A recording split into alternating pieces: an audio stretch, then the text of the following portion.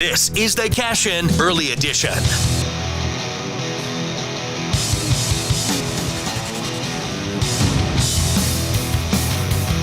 Happy Wednesday! Hump Day! Cash In. All your social media viewing platforms. And hey, good news! The podcast now is available everywhere.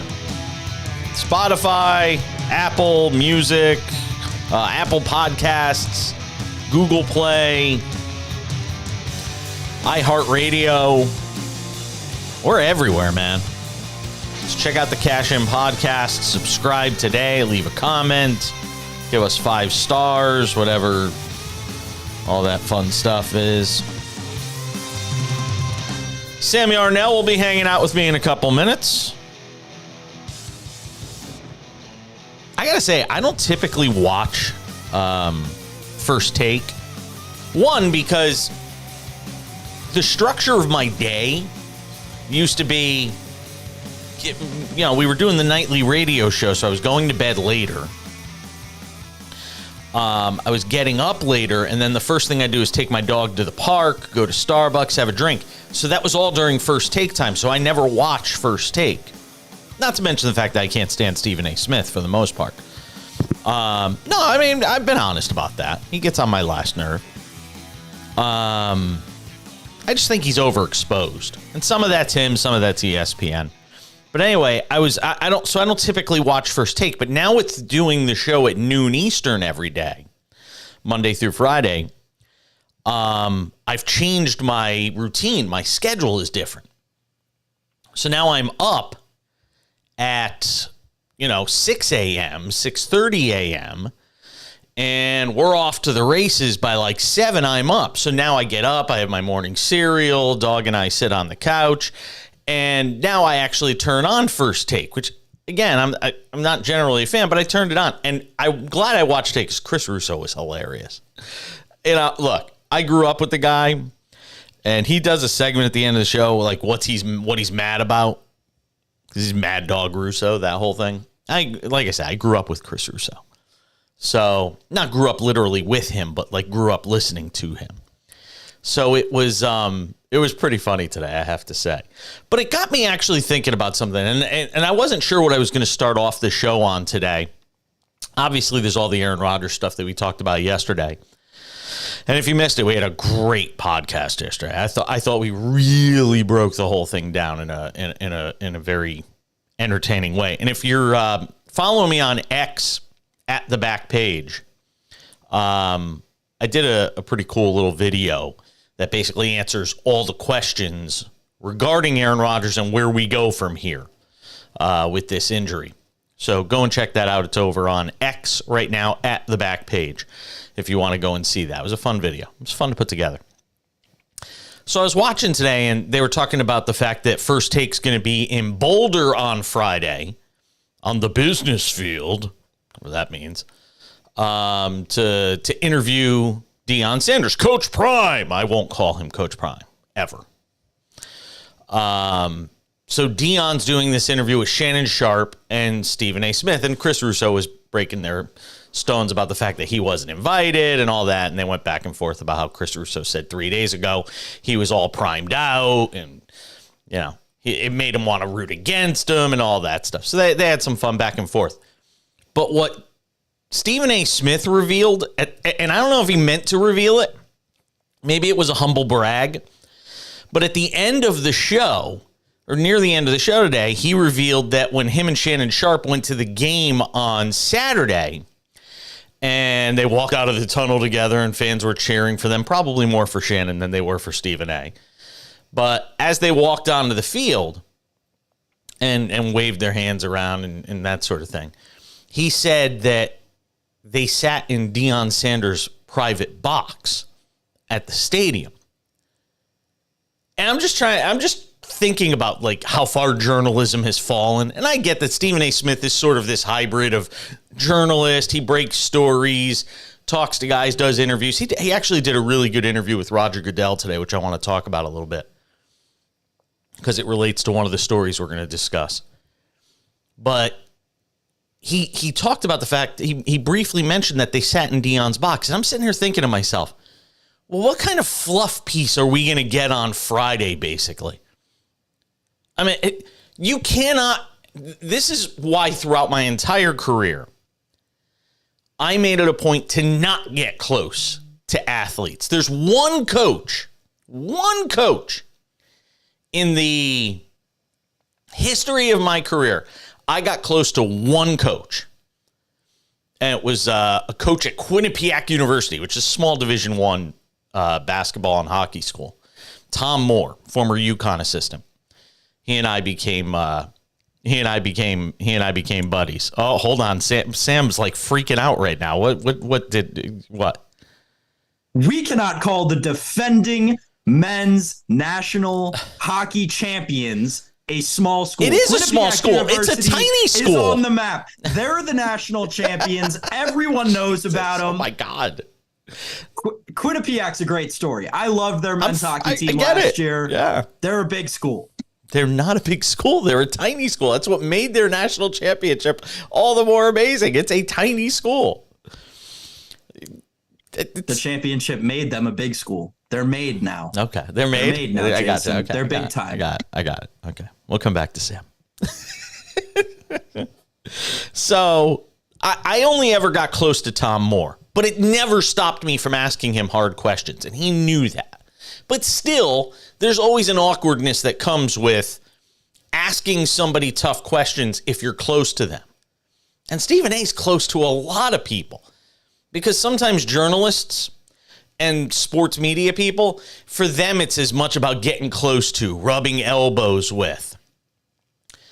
Actually, we're not on radio or TV right now, so I'll say the term. It's called star fucking, is essentially what it's called. I'll put the explicit warning on this podcast. It's called star fucking, is what it is. And people at various outlets have done it for years.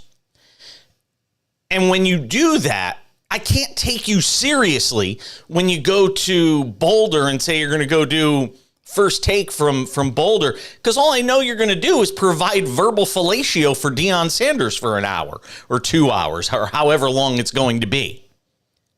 That's all it is. It's like what Pat McAfee does with Aaron Rodgers every week. I know I'm not going to get anything serious. I know I'm not going to get any hard-hitting questions from Pat McAfee to Aaron Rodgers. It's going to be 40 minutes of verbal fellatio. That's what you're going to get. So I just think it's kind of laughable at how dumbed down these things become, because when you got a buddy interviewing a buddy, it's not an interview, it's fluff. It's gentle, it's soft. It's a soft landing spot.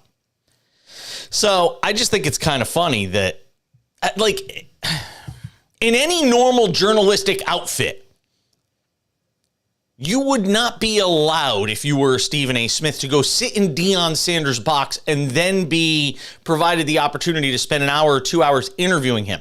There's all sorts of conflicts of interest in this. Now, maybe sports it doesn't matter anymore. It just doesn't matter. That you could just go and you just do whatever you want. And ESPN's got, certain rules for Stephen A. Smith that maybe doesn't apply to Mike Greenberg or somebody like that. I don't know. But I just thought it was funny. One last point on the Deion thing. And I know I'm going to screw up this line from one of the Batman movies. You're either the hero or you live long enough to be the villain, that sort of thing. What do we do in America? What is the cycle of fame in America? And Deion's probably actually already had this. He might get 2 cracks at this. There's a cycle to this. We build people up, we celebrate them, and then we love tearing them down. And Deion went through it even in his playing career. It was build him up. He was Deion. He was primetime, 2 sports star, great career. And then on the backside, we bring them down. Right now, Deion's going through the second cycle. Build him up. Jackson State does the great things there. Goes to Colorado. We're building him up. He's going to have some run of success, hopefully, for that program. I could care less about Deion, but I hope the program has some success. We build them up. And then inevitably, something will happen where we tear them down. Jim Harbaugh, Stanford, tons of success. Go to the NFL, the 49ers, almost wins a Super Bowl, run of success there. Go to Michigan, Now we've got NCAA violations. Is he going to leave? Is he going to go back to the NFL? We start tearing him down. It is the never-ending cycle in sports. And it's not even sports. It's entertainment. It's politics. It's all these different things. And it will inevitably happen with Deion Sanders. We're in the fun part right now. And Deion's been through it, so hopefully he's smart enough to sort of recognize when it's coming. But make no mistake about it. At some point in time, this Deion thing will go south. And all the people that are providing that verbal fellatio going to be nowhere to be found when the times get tough. You can count on it. Without any further ado, let's say hello to our friend Sam Yarnell, who is sitting in a very colorfully lit studio today. What is it with the like 70s porn star open polo shirt, like furry chest thing you have going on? I don't know why this drives me so crazy. It's the button spacing on this cheap Chinese shirt that I got on the internet. Wow. Come on, man. Jeez. Blame the Chinese for your bad fashion choices. It's fast fashion. It's like Shein or whatever. All those fast fashion I gotta brands. fix this That's lighting. the quality that this is at. I look like the Phantom of the Opera in this lighting. I gotta fix this. Hold on. This is driving me nuts today. I cannot get the lighting right in here. So anyway, what'd you think of what I had to say about Deion? I don't know. Listen, I understand. I definitely understand the verbal fellatio part of sports, right? I think it's prevalent in lots of corners of it. We see it across the board, all over the place. Do they teach that in journalism school? You went to school for this stuff. No. What do they teach about that? Opposite. They teach the opposite, right? It's you're there to do your job, and they're there to do their job, right? You don't see, but at the same time, there's in the regular world, in the real world, as normal people, not like you and I call it, there's interaction between people doing their jobs, right? Like the mailman walks into the dentist office to deliver the dentist's office daily mail. He has a 3-minute conversation with the receptionist at the dentist office, right? It's very normal. So I think that there is a line, and I think Stephen A. tiptoes that line frequently, but at the same time, that in his circumstance especially, it's a guy who's been around the league, covering the league for more than 3 decades, and the thing is, you have people in this position, journalists in these positions, and other ones that come to mind, Scott Van Pelt, Dan Patrick, guys like that, who have been around since athletes of now were young, watching athletes of old, and these guys were covering them too. So as much as it may seem like it's the journalist worshiping the athlete or the coach or whatever it may be, I think I think that it goes both ways. Almost. I think that just as much as the journalist may find this athlete or this coach a celebrity, the coach or athlete finds the journalist just as much a celebrity. I think SVP does a really good job balancing it.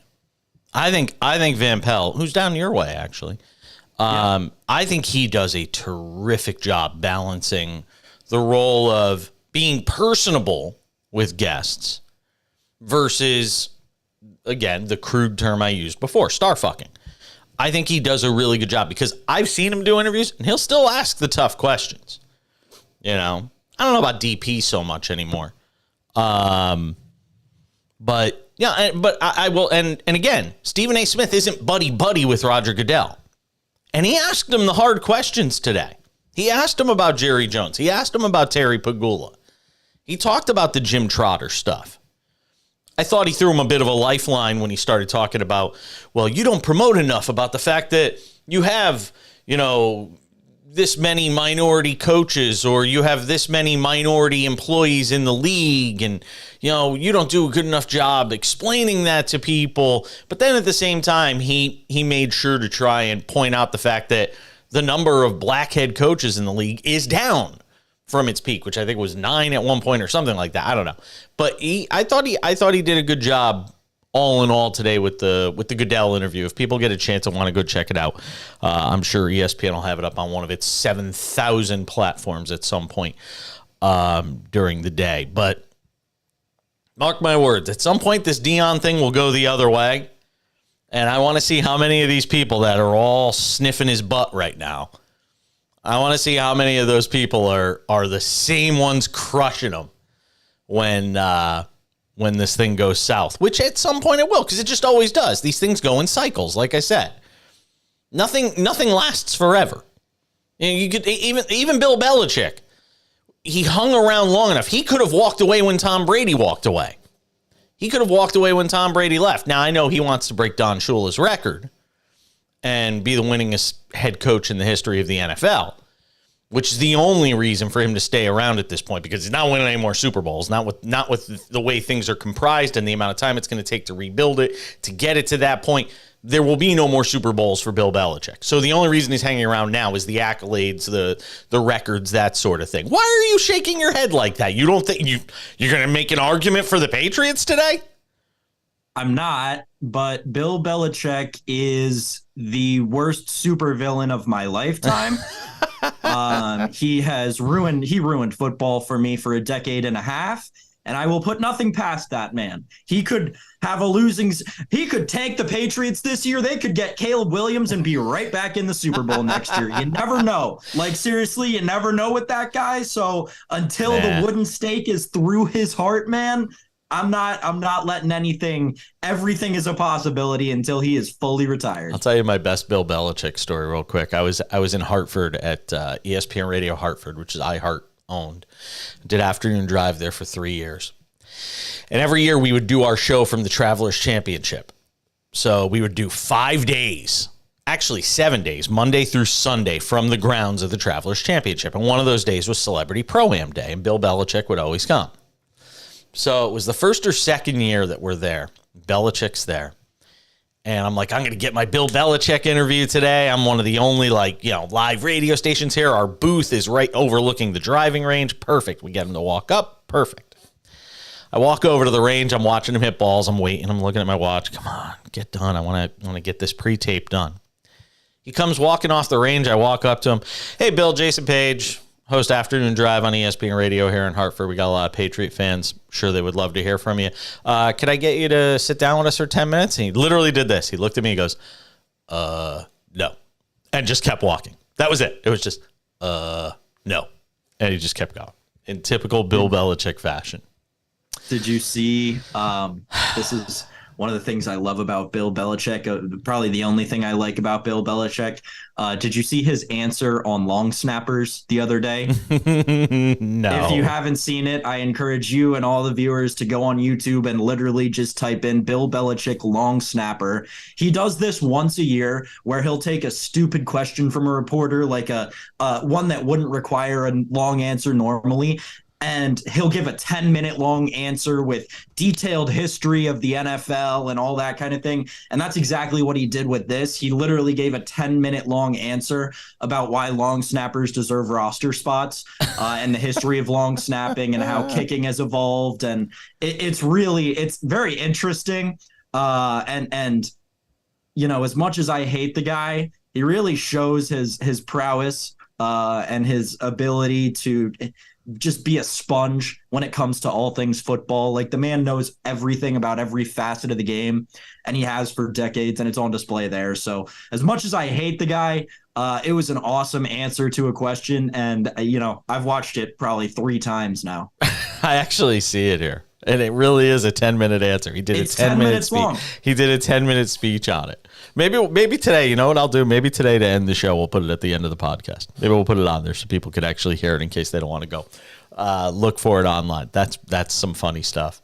But yeah, Belichick is that's sort of one of those guys. And I think at this point in his career, he's hanging around to break Don Shula's record. And when you look at the rest of the AFC, again, I know the Caleb Williams thing, and if they're really bad, I don't think they're going to be that team anyway. But if they are, would be kind of interesting. By the way, we didn't talk yesterday, and we didn't talk about most of the rest of the week in the NFL. We kind of just focused on them. You want to talk about the shocker of the week? I went 2-2 in Page versus the Prince. You went 3-1. The shock of shocks to me. Oh God, don't give me the fake gun show. The shock of shocks, for all the Giants getting their doors blown off, what happened on Thursday night with the Chiefs, and the Lions and all that stuff.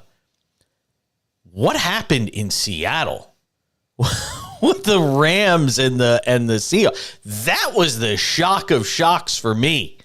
I thought Seattle was one of the best picks of the week. I also thought that the Minnesota game was one of the better picks of the week, and we saw how those wound up. Frankly, those two games might be the two, and I know not just because they're the two losses I had, and I was completely wrong about them. I was shocked at both of those games. So I will say that one of the reasons I didn't touch that Rams-Seahawks game is because there was all this rumbling in the fantasy space last week. And, I'm sure there are listeners out there that know that if you pay enough attention to fantasy, there's a lot of correlation in gambling. Mm-hmm. And there was so much talk in the fantasy space last week about how with Cooper Kupp being out, Matthew Stafford was going to have to throw it to Puka Nacua and Tutu Atwell. And what did they both do? They both went off in that game. Cam Akers was serviceable. He was a serviceable running back until Sean McVay seemed to, again, decide that he hates him now in the middle of the third quarter, which was so weird. But Cam Akers looked really good for the first 2.5 quarters at least. And Puka Nacua and Tutu Atwell look like they could actually be really serviceable wide receivers in this league that the Rams have come across. And I kind of had a feeling that, if Matt Stafford can pull something out of the bag and turn around after dealing with all the injuries last season and really come out and start hot this season, I thought there was a chance that the Rams could come around and pull this out. And with regard to the Buccaneers, I think people, including both of us, were way too low on Baker Mayfield coming into the season. I think we should have thought of Baker Mayfield with the Rams towards the end of last season rather than how he started last season, right? And when he was with the Rams last season, he looked like, at least a quarterback that could win you 6 to 7 games in this league. Maybe he's better than that even, and I think that was on full display. The Vikings are frauds. We knew they were frauds. They proved they were frauds. I've been saying they were frauds since they beat the Bills last season. And I don't think the Seahawks are frauds. I do think we truly just undersold the Rams. I'll tell you something about Baker Mayfield too. He's getting a reputation now to be one of those guys that teammates are going to want to run through a wall for, because he plays like a dog, man. That guy will put his body at risk. And look, at some point during the year, he might get banged up because of it. But he's playing like a guy who knows this could potentially be his last chance. He's going to put it all out there. I hope he stays healthy, because I think it's kind of a cool story. Because we thought Tampa Bay could be prolifically bad this year. I mean, horrific in every sense of the word. They go on the road and win in week 1 against Minnesota. And remember, they're in a bad division. All of a sudden, if you're in Tampa Bay, you're like, hey, we might have a shot to be halfway decent this year with this Baker Mayfield guy. So, just saying, you never say never. All right. Sam Yarnell is the Prince of Picks. He is our guy, and he's got some betting advice for you, so listen up. And now the Cash In presents, it's Cash Cow, the Prince of Picks, Sam Yarnell. Sam, the floor is yours. I want to talk about market volatility, Jason, because after week one, well, my portfolio's getting crushed. Oh, you mean market, different market. Okay, sorry. The market's volatile right now in the NFL. But I don't think it's volatile in the way people expected it to be. Now, we saw some horrible showings in week one from your Giants, from my Bills, and you would think that that would change win totals a lot. We talked yesterday about the Aaron Rodgers injury, right? That was going to take the Jets. They were 9.5 win. They had a 9.5 win total before the season.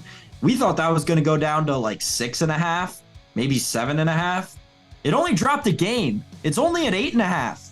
If you really think that Zach Wilson is that bad, buy in on that under now, because the sports books clearly disagree with you. There are a couple of intricacies I want to go through with win totals before we get into the volatility of the MVP race.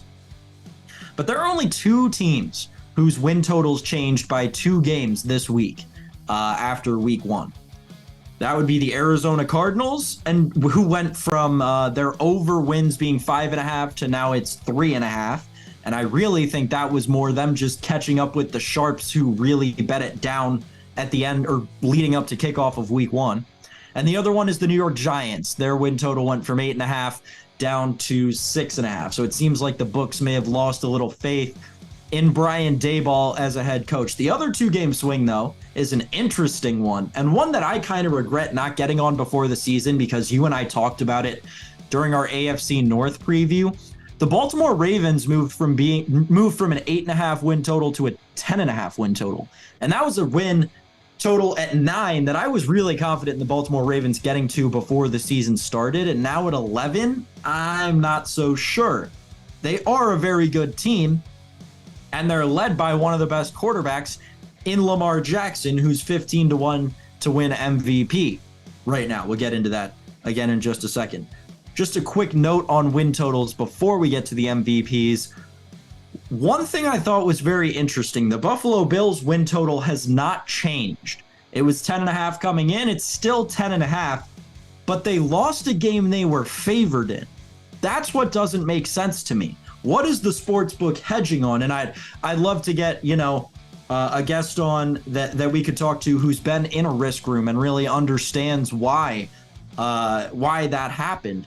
If there's some sort of, safety net that the book had accounted for, right? The Bills are going to lose 1 or 2 games that they're favored in all year. And that's accounted for in their win total, and that's why it didn't change. I've got somebody who might be able to get in that regard. Remind me, and I'll definitely tell you. Yeah, definitely. There are a few people who come to mind. So yeah, very interesting how the Bills lost a game they were favored in, and their win total did not change, because obviously the book expected them to win that game coming in. So why doesn't the win total change to reflect that? Would be an interesting question, and that was definitely where my mind went first when I looked at these win totals this morning. I think I have an answer on that though too.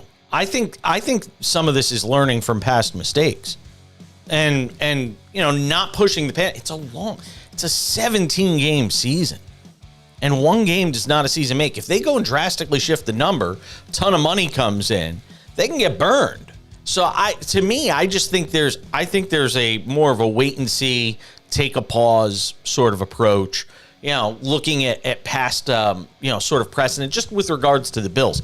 Are the Bills, because of that one bad game, are they all of a sudden, are you going to take that one bad game and juxtapose it against what they've been over the last, 2 or 3 seasons, and then try to take that? I think it's just more of a cautious approach. I think that's what, I think that's what a lot of those risk room people will tell you. But I would be interested to get one on to get an answer on that. I just think it's more interesting because you have these other teams, the Bengals and the Chiefs, right? And that's what we would consider the creme de la creme of the AFC, is the Bengals, Chiefs, and Bills. All 3 of those teams lost, but 2 of those teams had their win totals drop by a game. The other one didn't. All 3 of those teams were favored in their games, and all 3 of them lost. So it's just interesting for me why two of them moved, the other one didn't. Because I understand your logic, but why wouldn't the book have that same logic with the other two teams? Is it the volatility of the Bills historically? Is it, what is it? I wonder what happened to Cleveland's win total after that game. Their win total. Wow, they're up to 10.5. What were they preseason? From 9.5. So they were 9.5. Yeah, see, and I'd go under on that. And see, that's logical because they were the dog in the game. They won the game. The book was not expecting them to win coming in, so their win total goes up by one. But okay. Right. Yes, the page was all over it. Yes, the page was ahead of the book. Yes. That's a cool little slogan there. The page was ahead of the book. Yeah, there you go. But it makes sense because the book didn't think Cleveland was going to win. They did. Now their win total has moved up one because they weren't expected to win that game coming into the season, right? See, but that's what goes against my theory about Buffalo and the book saying, well, we're not going to touch that number. We're gonna let this sort of marinate a little bit and kind of figure out, where the chips fall and where the cards settle on this. But with Cleveland, anybody who watched that game, they didn't play great. Deshaun Watson didn't play well in that game. It was as much about what Cincinnati didn't do as it was about what Cleveland did. So to adjust their number up based on that is begging for the under money to come in on that 10.5 at minus 122. It doesn't make a lot of sense to me. It's antithetical to what I was saying about Buffalo with them taking a wait and see approach. I don't know why you'd touch any number after week one, quite honestly. Like I said, Chicago won last year in week one against the 49ers. How did that turn out? I'm sure they finished under whatever their number was supposed to be. So I don't know. I see some contradictions in terms of how Vegas is handling these win totals. And I think it's very interesting, and I think that it can be taken advantage of, right? I don't think the Cleveland Browns are an 11-win team. I think that's probably a pretty safe under to bet. I think that probably the ceiling for that team is 10-7, right? Would you say that they could be an 11-6 team in Cleveland with Deshaun Watson and Nick Chubb's a dog? He is. But Eli Moore, that's who we're throwing to. Come on. Don't forget David Njoku, man. That's my guy. David Njoku's not even a top 5 tight end in the league. He has games, though. He has moments. He has games, but he's not an 11-win tight end. Right? Looking at their schedule here. Tight end? Well, I mean, look. Who's an 11-win tight end? Let's Travis Kelce. They're when a tight end has to be a number 1 or a number 2 receiving option. I get what you're saying. David Njoku doesn't cut it to be an 11-win team. I'm looking at their schedule. I mean, they got the Steelers next. That's winnable. In Pittsburgh. Is it? My God, did you see the Steelers last week? They looked really bad. They looked terrible. What happened to their win total? It didn't move. That's crazy. I know they played the Niners, but I mean, they lost at home. They got we talk about embarrassing week 1 performances, and we talk about the Giants. My God, I can't believe we forgot about the Steelers. It's the 49ers. What were we expecting? I'm expecting you to be competitive. The best team in the NFC. Be competitive. Talent-wise, they are the best team in the NFC. Be competitive. You're at home. Week 1. Be competitive. Play above your heads. Kenny Pickett. You can't be that competitive with Kenny Pickett against that team. It's just the truth. So Browns in Cleveland. Browns in Pittsburgh this week. That's winnable. That's Monday night, by the way. Right. Home for the Titans. They could be 3-0 going into week 4 against the Ravens in Cleveland. I don't know if there's a line out on that Titans Browns game, but I want the under and I want it now. All they're gonna do in that game is run the ball. There is a line on that game. It's 41. It's gotta be 41. I was gonna say it's got to be high 30s. Yep, give me the under. Give me the under 41 today. Today, I need some CLV on that. I know they're going to bet that down. 41. That's not even the lowest total that week. Patriots Jets is 38.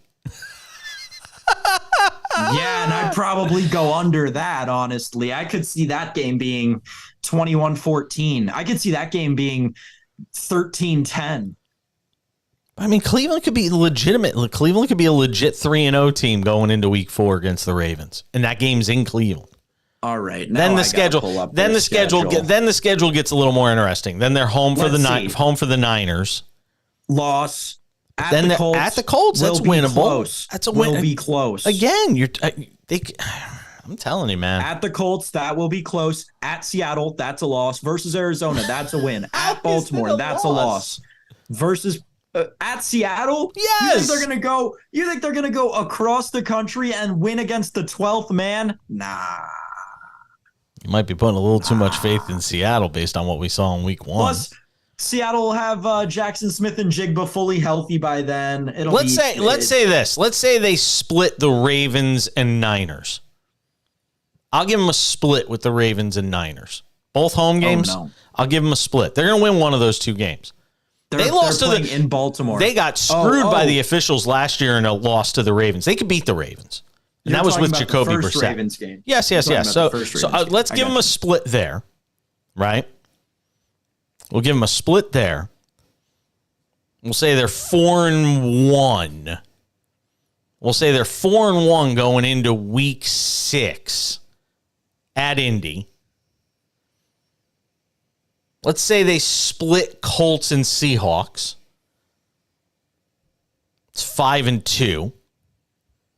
Home for the Cardinals, that's 6-2. When at the Ravens, lost 6-3. 6-3. Home for the Steelers, 7-3.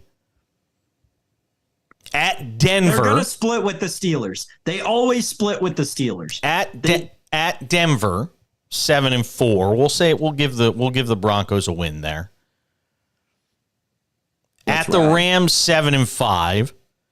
Home for the Jags. Whoa.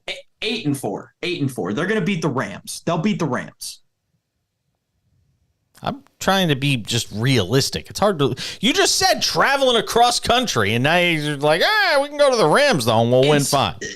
Okay, but the same Rams team that just beat Seattle. It makes no sense. Traveling across the country to play outside on October 29th in Seattle is a lot different than traveling across the country to play inside in LA on December 3rd.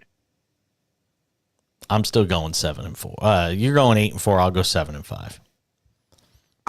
We're both gonna get to 8-6 by the end of that Houston game, so it doesn't matter. Home for the Jets, and then home for the at the Bengals. It's gonna be close. It's gonna be close. 10.5 is a bit. I'd go under if you made me pick it. I'd go under. The under. I don't know if I'd nuke it. No, I don't think I'd nuke it. I'm not sold on Baltimore yet. I watched Lamar Jackson, and Lamar Jackson was careless with the football this week. I was not impressed. The loss of J.K. Dobbins is going to hurt that team.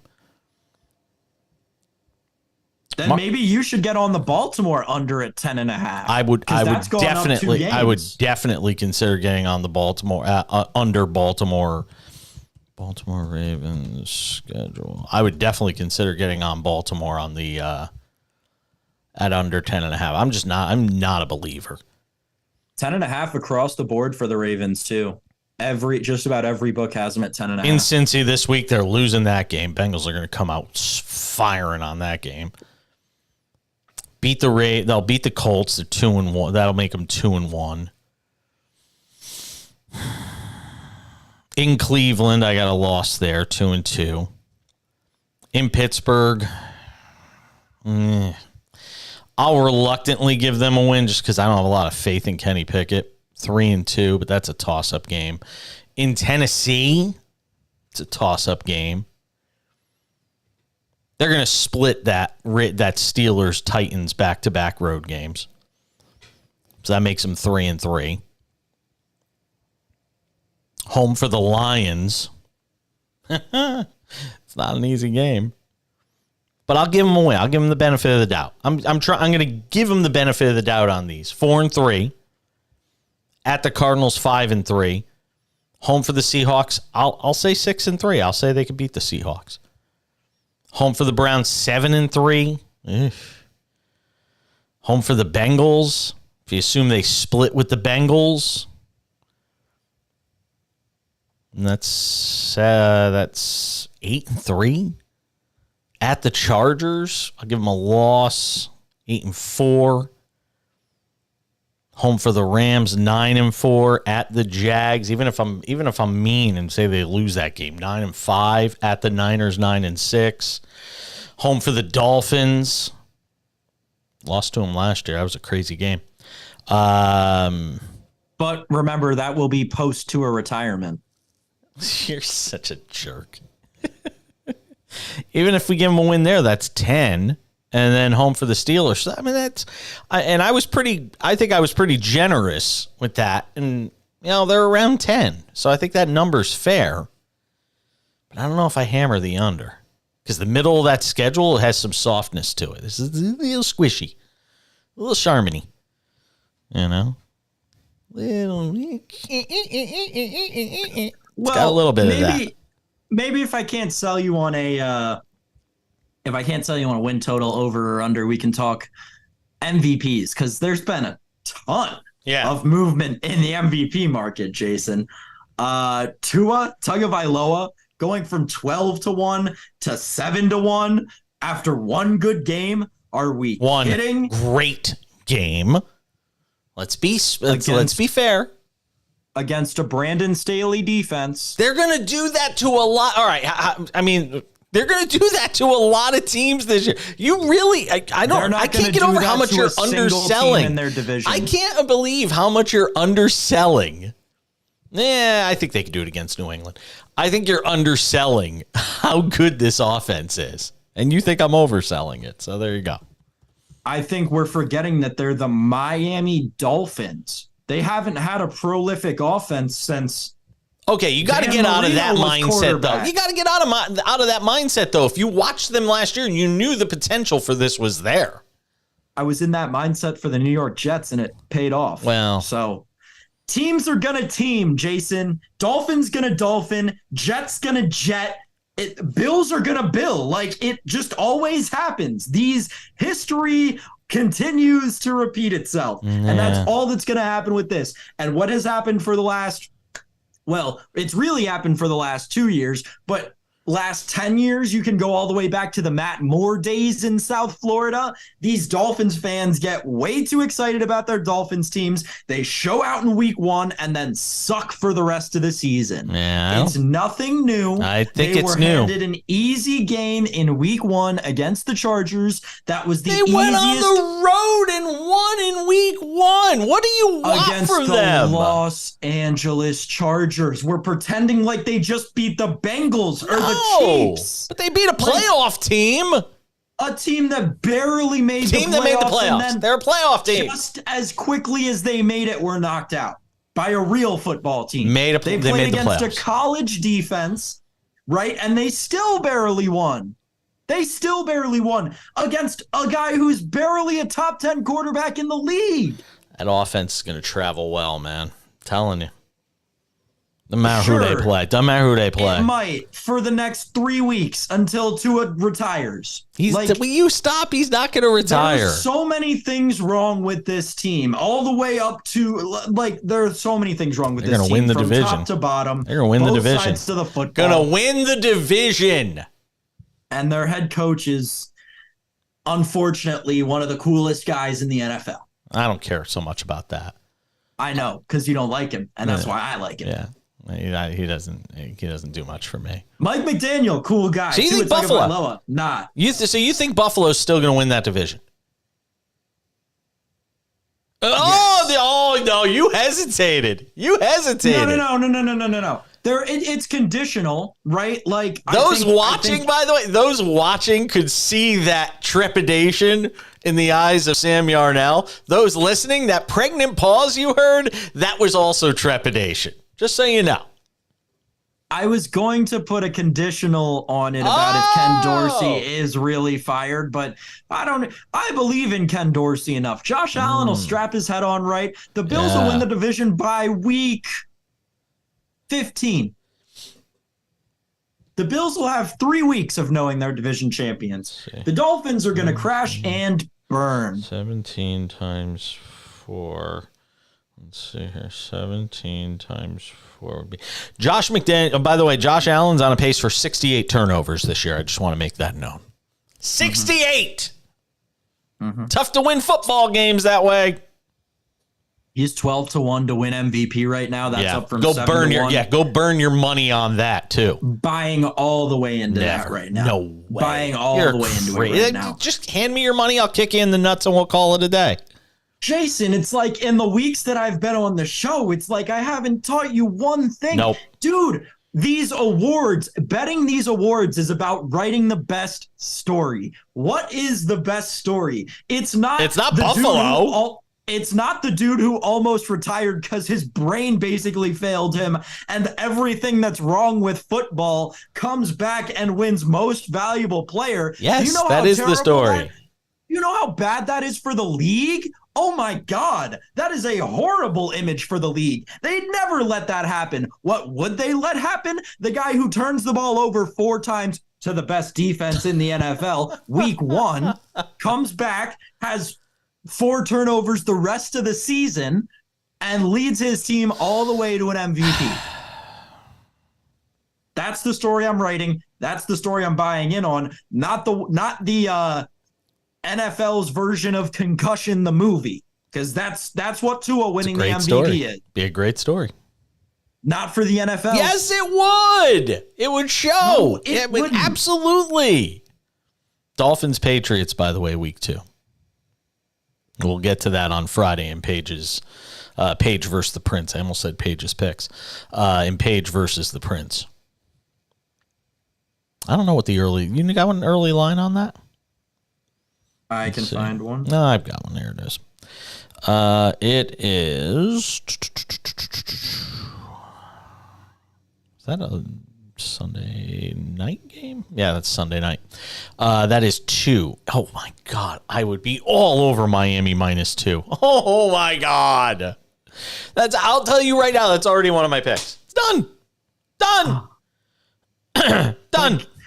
Can't you just look at that line and doesn't it just scream? It screams juicy, juicy. To you? It screams. Yeah. Yep. And can I go get some orange juice and put it on the screen and go juicy? You are exactly the person the books look for. To just run into the trap and then they go. And then the Patriots win the game outright. It goes under because you're like, oh, the Dolphins offense is great. Let's go Dolphins -2 in the over. Tua's going to throw for 300 yards in every game. I'm not going to touch the total. But Miami's going to win that game. They're a better team. Patriots under, book it. Wow, it's already going against me on that. We might need to have a little personal side wager on that, I think. I guess my big beef this year, my big beefs this year are going to be with the Dolphins and the Cowboys. Those are going to be my 2 teams that I beef with the most this year because they're so. You got an agenda. You got an agenda. I love the Cowboys. How do you not love the Cowboys this week? Really? I will lay the 9.5 with the Cowboys. I don't know if I'd lay 9.5. They're going to win the game. They're going to beat them. That's going, 10. And that totals 39. Wow, there's some really skimpy totals this week. Dallas is 39.5. Denver's 38.5. Denver, Washington, 38.5. Arizona and the Giants is 39.5. I think I'd go. You want a lock of the week? Sure. Get it in right now while you can. Cowboys team total under 24.5. That's easy. There's no way the Cowboys score more than 24 points against the Jets defense. Because what are the Jets going to do in this game now that they have Zach Wilson starting at least for this week? They're going to run the air out of the football. The clock is going to tick away so quickly in that game. Can I just say this too? It sounds to me from everything I'm hearing. And I know they're looking at the veteran quarterback market, but they're not looking at the veteran quarterback market for a starter. They're looking for a veteran quarterback to back up Zach Wilson. And if that's the case, the Jets have just thrown away their season, which is just a damn shame. You know, look, this stuff happens to NFL teams all the time. Injuries happen. J.K. Dobbins going down week 1 for Baltimore. We obviously know what's happened with Aaron Rodgers. But to me, it is unspeakably bad if the Jets have a value. We've already seen their evaluation of Zach Wilson was wrong the first time around. If their evaluation the second time around is, hey, we're going to give this another shot, we're going to run it back with Zach Wilson this year, knowing what happened last year, how bad that he's just made this quantum leap from last year to this year just because he was in a quarterback room for a few minutes with Aaron Rodgers, that is unspeakably bad by management. If with a team that's ready to win now, a roster that you really altered in the image and likeness of Aaron Rodgers, to just basically leave that to Zach Wilson is unspeakably bad by the New York Jets if that's what they're doing. Because it sounds to me like they're just going to go get a veteran backup and just put him out there. It's crazy. My biggest problem with it is from a football standpoint, like, right? Not even from a this is, beneficial for the league and the team. From a football standpoint, those guys are such different archetypes in terms of quarterback. Like, go out and sign a Matt Ryan, who is much more similar to what Aaron Rodgers is in the pocket than Zach Wilson. Like, Zach Wilson is a mobile guy who's out there to make athletic throws and, use his athleticism to win games and move his team down the field. Aaron Rodgers is a meticulous, thrower of the football who can read defenses like no other and can think through progressions at a Hall of Fame level. That's what Matt Ryan is. That's not what Zach Wilson is. That's what, Ryan Fitzpatrick even is. That's what, I don't understand this notion that, and it's kind of what you're talking about, but I don't understand the notion that athleticism is going to somehow carry this team, that this offense specifically that was built to be a meticulous threading the needle offense with a great play caller who understands a great pocket passer. According to Josina Anderson, who was a guest this morning on CBS Sports HQ, I believe, she's reporting that the Jets are looking to, quote, narrow their options. They have ruled out 46-year-old Tom Brady. They have ruled out Colin Kaepernick. Interesting. And the Jets' goal is to add a QB who knows Wilson is, quote, the guy and has familiarity with the staff or the system. Yeah. I would just like to say that I was the one who said that Robert Saleh needed to be on the hot seat. Robert Saleh should be on the hot seat because of this decision alone. Saleh, by the way. That's Saleh. Yeah, I know. Okay. Right. What are you trying to turn him into? No, there was he was on the first episode of Hard Knocks. That's how he continued to say it. Oh, did he? When he was talking about, it was Joe Flacco and Chad Henne. They're talking about because they have a history with Nathaniel Hackett. Henne's retired. Flacco is not technically retired yet. Flacco, I can see.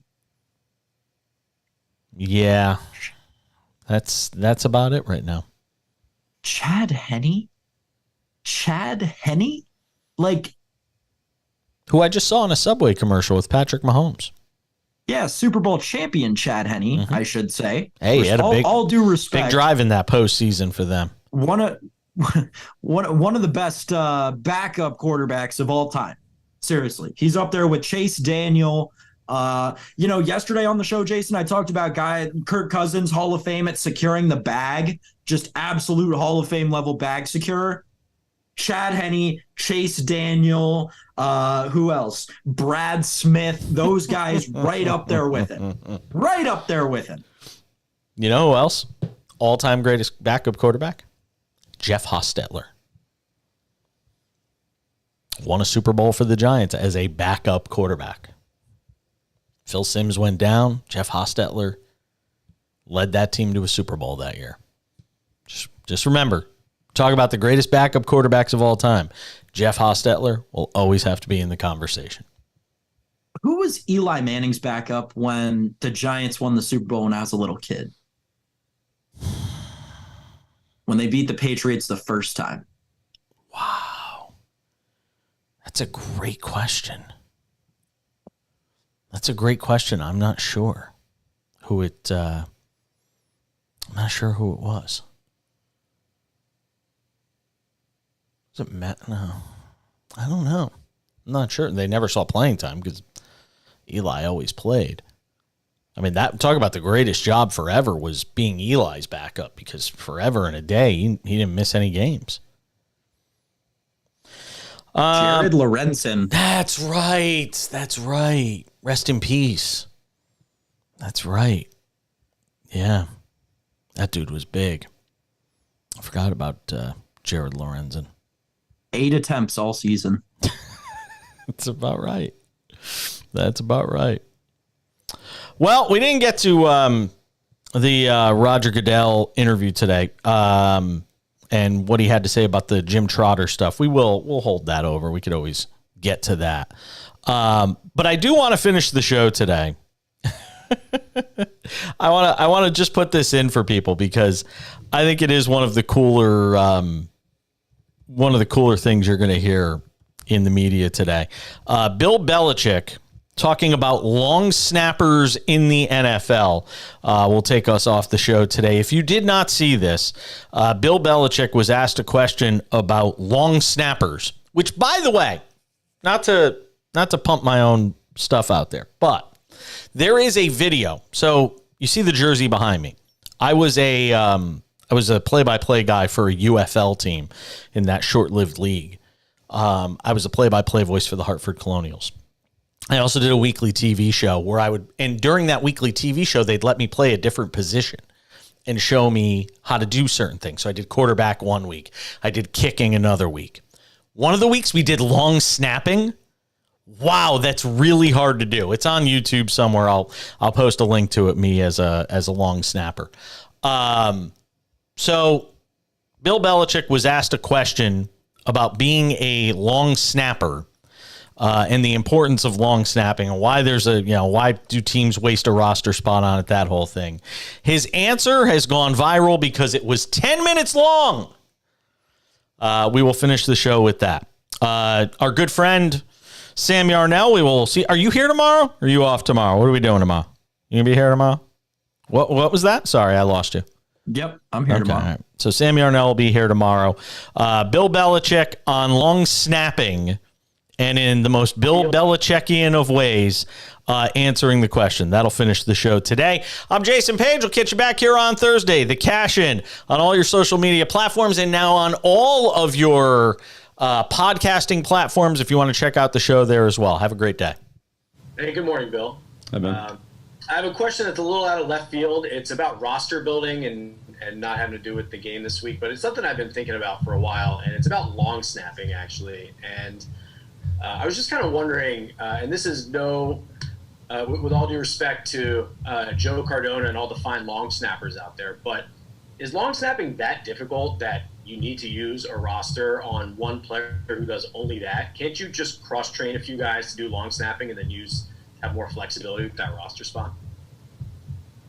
Yeah, well, Ben, it's an interesting conversation and one that's really, I would say, honestly, during the course of my coaching career has kind of traveled that long and winding road from when I came into the league. The specialists, first of all, there were no long snappers, but the specialists, the kickers and the punters, were frequently position players. And that's where they came from in college as well. So a lot of the good college punters and place kickers also played a position. And then as time evolved, starting with like Gogolak and guys like that, they specialized in kicking. And then you had, some of the punters that specialized in punters. So players like Danny White and Tom Tupa and guys like that who were, very good position players, became Gino Cappelletti. That evolved into specialists because of, I would say, the importance of the kicking game and the number of plays that the kicking game and opportunities that it provided. Same thing with returners. There were very few just pure returners. I think one of the long snapping, to me, changed in the mid '80s, and really the key guy in that was Diassi, in my opinion, because Steve was the first center that really truly allowed a spread punt formation against the all-out rush. Prior to that, teams would generally pull. First of all, there wasn't that many gunners, but when teams started using gunners, they would pull one in and kick away from the free guy on the backside. And that was kind of the idea of the protection, was not to let the snapper block against a nine-man rush with a split player. So the return team would have one guy on the gunner that split, one guy returns. So you got 9 guys rushing against essentially, the punter who wasn't a blocker, the split guy who wasn't a blocker, and the snapper who really wasn't a blocker. So it was 9 on 8, and the idea was to block the most dangerous 8 and let the 9th guy go and punt away from him. And then when the Cowboys went to the spread punt, and then the Cardinals followed that pretty quickly, and they kept 2 gunners split, and the snapper blocked a guy. Then that created an 8-on-8 situation, but put a lot of pressure on the snapper to deliver the ball 15 yards deep on the money and still block a good rusher, offsetting the A gap. I mean, we've all seen offensive linemen have trouble making that block on a pass play, and so now you're talking about a deep snap and a block. But as players got better at that, and that skill became more, I would say, players became more efficient at that, then teams decided to carry a long snapper rather than worry about getting a punt block. Plus, there was also the level of consistency and durability with those players. So if you lose a position player who's also a long snapper, you're looking at some real problems. And that evolved into the punters, for the most part, becoming holders because of the amount of time that they could spend with the kickers versus having a wide receiver or a quarterback be the holder, which, again, you don't see very much of that anymore. Assuming the punter is, capable and good enough, has good enough hands to be the holder. And so then that kind of whole unit has really evolved into, a specified snapper, a specified kicker, a specific punter, and generally the punter as the holder, so the 3 of those guys could work together all practice because they're all available. And I know, again, going back to when I first came into the league, you worked on, field goals, and I mean, it was maybe, 5 minutes because that was the only time the starting center and the starting receiver or backup quarterback or whatever were available to practice that. So, is it that hard? It's a pretty hard job. Yeah, it's a pretty hard job. It's not as hard as it used to be because you're not allowed to hit the center, especially on field goals, and run them over. And there are some limitations on the punt rush based on, what the formation is and so forth. But generally speaking, but still, it's a hard block to. And I think you see most punt rushes attack the snapper. So they loop guys back, so the center thinks he's going right, but then he has to come back to the left, or maybe they fake like they're coming back, but they don't come back. So he not only has to snap, and so then that gets into whether you're a blind snapper and you look at the rush and just snap the ball, or whether you're a look back snapper and snap it, and then after the snap you have to look up and recognize what's happened and make the proper block. But again, it's man-to-man blocking. Like, that guy's got to block somebody, or you're a guy short. So it is a hard job, and the accuracy of I would say the place kickers through the years, which has gone up dramatically. Part of that's the surface, part of that's the, not kicking outdoors and so forth. Part of it is the operation between the snapper, the holder, and the kicker, which I would say, generally speaking, is at a pretty high level, which it should be in the National Football League. So I think if you go back and look at, kicks from back when that wasn't the case, you see balls rolling back and the holder coming out of a stance to catch the ball, and the kind of things you see, at times in a high school game and that kind of thing. There's just a much higher level of skill, which there should be. But yeah, I think it's a pretty tough position, and nobody knows or cares who the snapper is until it's a bad snap, and all of a sudden, it's a front page story. So, there's a decent amount of pressure on that player as well, not just to snap, but also, as I said, to block and punt protection. So, as the roster sizes have increased, it's been a lot easier to carry that player, just like it's a lot easier to carry a true returner.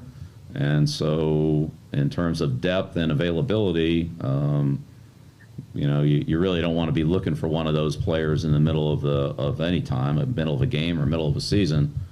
But when you have them as a starting receiver or a starting, Luke Rosa, a starting tackle, or whoever, those guys, and they're playing, and something happens, not only you lose a player, but you lose a key specialist as well. So. Yeah, it's a great question. There would be so much value in a player that could do a couple of things and save a roster spot. But I would say there are so few of those players available, even to the point where, Amendola did a great job last week, but it's so rare that you even see a combination punter and place kicker. Usually it's one or the other, and I think part of that is, at one level, it's I'll say relatively easy to put your foot on the ball. But at this level, the difference in kicking mechanics and punting mechanics are so different that it's really hard to be good at both. But if a guy's got a good leg and he's a good athlete and, he can make good contact with the ball, there's a point where, high school, college, maybe it's good enough. Maybe he's the best guy on the team to do that.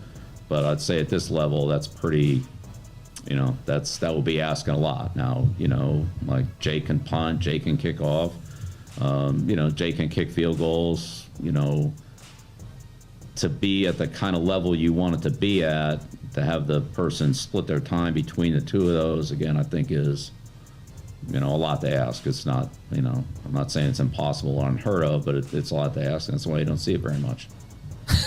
That's a good question. It's really interesting. And so if you look at the evolution of those positions over the last, since I've been in the league, but even a little bit before then, because that's really where it started to go, was in the late 60s. Like I think Gogolak, was the first or one of the first where that trend really started to, okay, we're just going to keep a guy and all he does is kick, Yepremian and guys like that.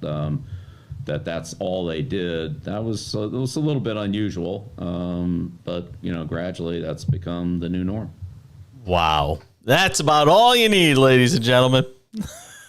The great Bill Belichick. That's how we wrap it up on this Wednesday edition of The Cash, and we'll see you back here on Thursday.